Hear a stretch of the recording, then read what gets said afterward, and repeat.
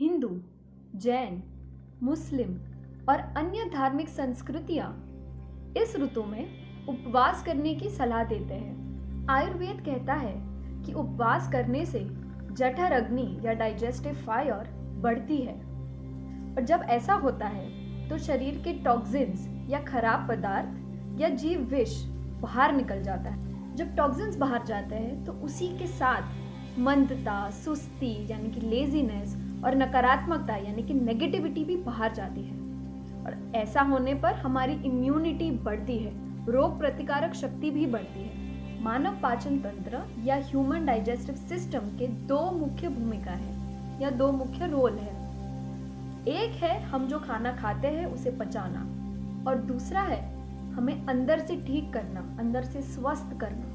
जब हम लगातार दिन प्रतिदिन ऐसा खाना खाते हैं जो हमारे डाइजेस्टिव सिस्टम पे बोझ बन जाता है, उसे बहुत मेहनत करनी पड़ती है उस खाने को पचाने के लिए, तो उसके पास हमें स्वस्थ करने के लिए बहुत कम समय रह जाता है, हीलिंग टाइम कम हो जाता है। आपने न्यूज़ में पढ़ा होगा कि गट हेल्थ पे हमारी इम्यूनिटी निर्भर करती है। गट यानी कि आपके इंटेस्टाइन्स, जहाँ पर आप जो खाना खाते हैं उसके न्यूट्रिएंट्स, उसके अच्छे बुरे तत्व एब्जॉर्ब हो जाते हैं और हमारी बॉडी में फैल जाते हैं।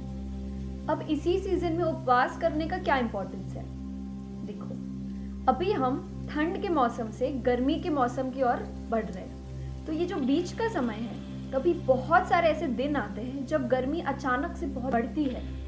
जब हम ऐसा खाना खाते हैं जिसमें बहुत तेज नमक, मसाले, तेल वगैरह इस्तेमाल किया गया है, तो उससे हमारे अंदर की जलन बढ़ती है, एसिडिटी बढ़ती है और बीमारियां भी बढ़ती है। हमारे ऋषि मुनि उस वक्त में इस विज्ञान को जानते थे, इस साइंस को जानते थे, लेकिन तभी के लोग सिर्फ और सिर्फ धर्म में विश्वास रखते थे। लेकिन अब समय बदल गया है। अब यही सारे प्रिंसिपल्स इंटरनेशनल रिसर्च स्टडीज में भी प्रूव हो चुके हैं। इसके गुण अब सारी दुनिया गा रही है।